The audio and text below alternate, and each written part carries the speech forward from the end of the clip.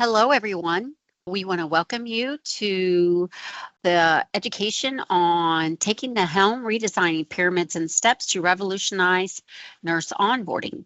I am Patricia Eppel, better known as Patty Eppel. I am a clinical service line program manager and the magnet program director at Christian Hospital, and I am also one of the co-creators of the Voyage. My partner in co-creating the Voyage is Angie Brooke, and she's going to introduce herself.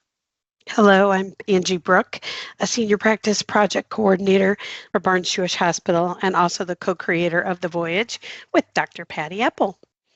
So we want to just go through some objectives. And first of all, we want you to understand how a tier skills model supports nursing onboarding process. And we know some of you have been doing this at your hospital previously, but this is just going to be a nice review. We're going to review the components of a tier skilled model for onboarding.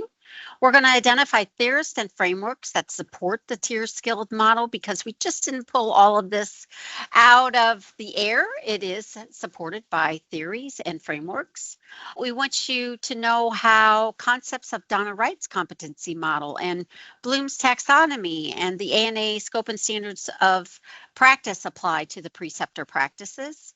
And we wanted to inform you how the onboarding team, and that includes unit leaders, facilitators of onboarding, who we will explain who that is in the coming slides, and preceptors will use this CHCI platform to navigate the orientee through the Voyage. So you're probably wondering, well, why do we need to change? If you think about the practices between your preceptors and your department, you probably see some inconsistencies there. So imagine that happening not only in your department, but across your service line, across your HSO, and then across the entire BJC organization as well. And when we've talked to orientees, oftentimes they tell us they feel like they're drinking from the fire hose or getting all of this information thrusted at them at one time. And so it's hard for them and they feel very overwhelmed come at the end of their onboarding. So what we have designed, we believe, is going to help us have really clear expectations from preceptor to preceptor, clear expectations for the educator, and even for the manager in regards to the orientee. And we feel that this platform will actually provide best experiences for the orientee and actually for everyone for the onboarding process. In order to do that, we need to change. And so our new state and new theory is really, well, we just keep going and we're going to keep growing. So in case you haven't been to the Preceptor Journey class, this is a BJC offering, and you can tell on this slide, you can self-register in SABA. This one really focuses on adult learning principles and helps you understand how you can work with your orientee and identify what their needs are. But we're not going to get into those types of details during our training today. So we highly recommend that you add this to your repertoire if you haven't taken this yet, because it's a really great resource. What we are going to give you today is really specific to the Voyage and how the Voyage works for you as a preceptor or a facilitator of onboarding. So how did we start? Well, we began the TSAM model at Christian Hospital in June of 2020.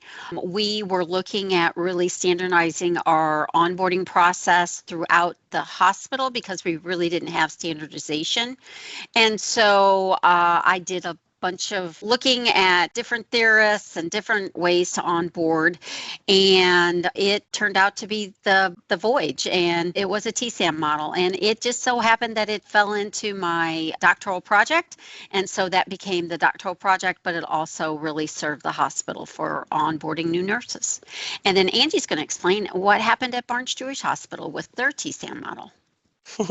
Yeah, early, I guess 2020, 2021, we got a new executive director, and she asked me, what is our framework for onboarding?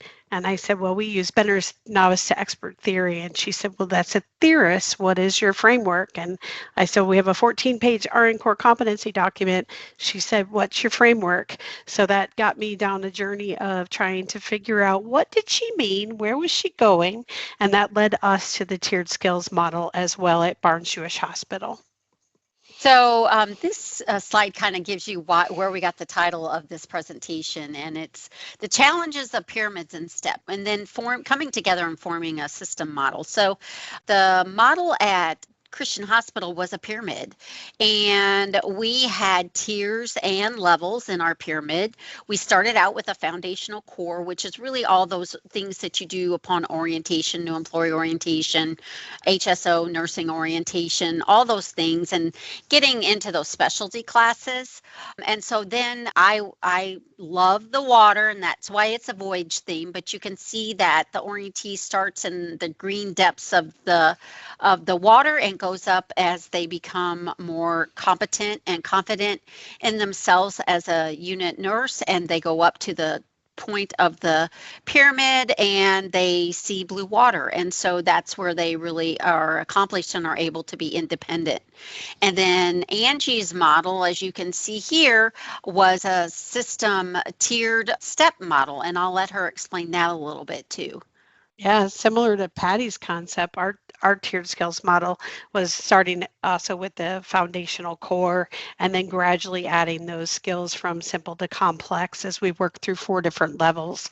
So with that, when I was doing my research on that, I actually came across a document that Dr. Patty Apple had written in regards to her voyage. So that led us to start to work together.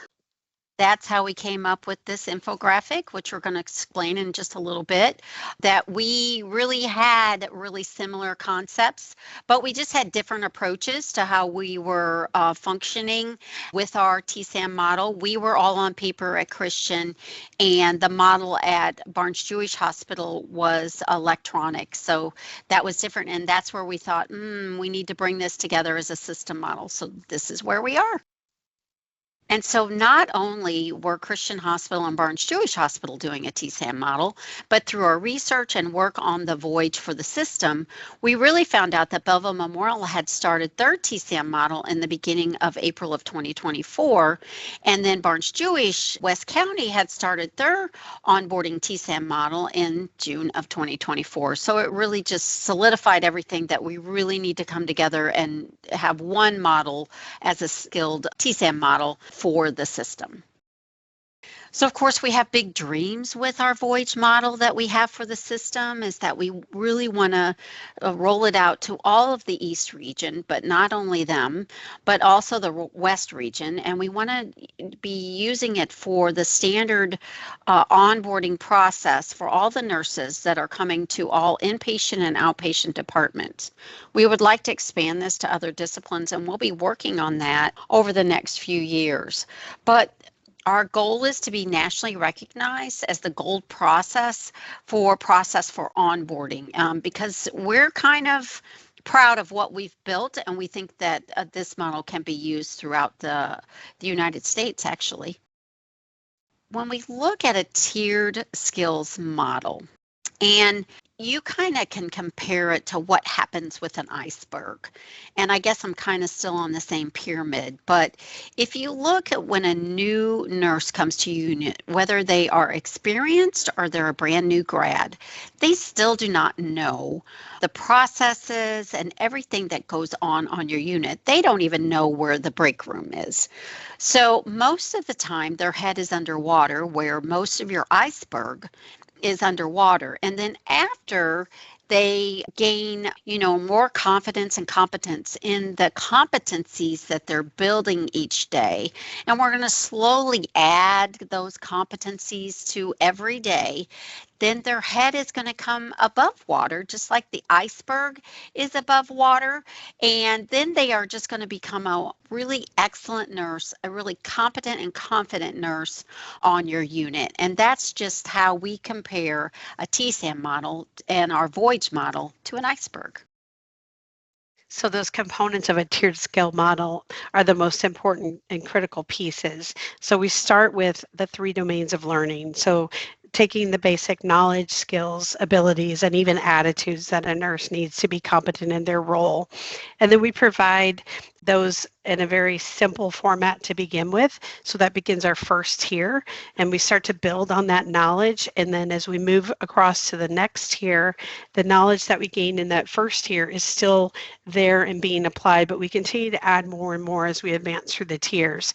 So then the flow through those tiers is really based on the orientee's learning needs. And so the model becomes very individualized towards that person with identifying different learning opportunities. And that helps to increase that competence and confidence in the orientee that Patty spoke about. One of the things we really love about our model is that we have lots of opportunities to celebrate those small wins. One of those is as the orientee moves from tier to tier. Another is as they just achieve a competency, because maybe it's taking them a while to get that competency and feel confident about that. And for you as a preceptor to trust that you have witnessed that they can do that successfully and safely. So there's lots of opportunities along the way for that growth and for celebration. We feel that this tiered skills model helps improve time management of the orientee. And that's actually, this is an evidence-based model. So that's actually consistent with literature out there as well. And another benefit is that we can reduce those orientation costs by tailoring the orientation to the needs of the orientee, and that we're working with them right where they're at, whatever their needs are. And so their previous experience is definitely taken into play of where they're competent and where we need to focus those additional steps for learning. So the big three, I like to call them, on the soul of the tiered skills model, is that if you're currently in an environment where you begin with your orientee, you get your assignment, but then you kind of split up, and that orientee starts off with a gradual assignment, like by taking one or two patients, and then you gradually, throughout onboarding, increase that patient assignment till they get the full load. That is no longer. So in the tiered skills model, we actually begin with the full assignment. And so the orientee and the preceptor are going to stay together. And staying together in the literature is called the preceptored married state. But for the purpose of the voyage, we like to call it the anchored state. You're going to be anchored with that orientee from the beginning to the end of their onboarding experience. And then we let the tiers define the competencies. So as we said before, with the tiered skills model, we move from the simplest to the most complex tier, most complex knowledge, skills, or abilities, or we're going to call those KSAs as we talk further today. So you're probably wondering why in the world the slide has Mayo Clinic on there. So as Patty mentioned in the beginning, the term TSAM, T-S-A-M, has actually been copyrighted along with some education by the Mayo Clinic. So we technically can't call our model a TSAM model, which is why we call it more of a tiered skills model. But the Mayo Clinic does have this fascinating video that really shows how the tiered skills model can work. So I'd like you to take a moment now and watch this video. Precepting in a tiered skills acquisition model is a way of orienting that allows the orientation to adjust to the orientee's needs. Let me explain how it works. The preceptor and orientee work closely together, having a full patient assignment. Yes, right from day one, a full patient assignment. The orientee will follow the preceptor's schedule from the very beginning, and orientation will be broken up into tiers. The orientee will become responsible for a new set of skills during the progression of each tier. Rather than focusing on everything a nurse must do for one patient, it allows the orientee to focus on a certain skill. The full patient assignment enables the orientee to practice that skill numerous times. Once the skill is mastered, the orientee may move on to the next tier. Now remember, the preceptor and the orientee are one. Whenever either of them is doing something for the patient assignment, both parties should be present. The orientee will start with a low set of skills in the tiers. For example, the tier may consist of completing vital signs, assessments, and documentation of the assessment. This is the only part of the patient assignment the orientee is responsible for. The orientee will observe the preceptor managing the rest of the assignment. As the orientee does these tasks on the full patient assignment, the repetition allows them to be successful sooner than if they only did it one time on one patient. Once the orientee has mastered the skills in the first tier, they can be moved on by the preceptor to the second set of skills. Now the orientee will be responsible for all the skills in the first tier and the second tier, and the orientee will observe the preceptor managing the rest of the assignment. The process of adding skills by moving through the tiers continues throughout the orientation. The tiers have an average amount of shifts anticipated for the orientee to complete, but the best part is that the preceptor can move the orientee faster or slower through the tiers depending on their assessment of the orientee's knowledge and performance. You would never move an orientee through a tier based on date only. The real measure of tier completion is orientee performance. If an orientee is moving more slowly through the tiers than expected, please notify the unit NES. Let's talk about some of the key advantages of a tiered skills acquisition model. First, the orientee gets exposure to many more patient experiences, procedures, tests, and different diagnoses because they get to see a full patient load every shift. Second, it allows the orientee to see the preceptor time manage and prioritize how to work with a full patient assignment. And third, it allows for individualization of the orientation, as the orientee can move on to the next tier as soon as mastery at the current level exists. I think that video is really, really great, and I hope that you enjoyed it.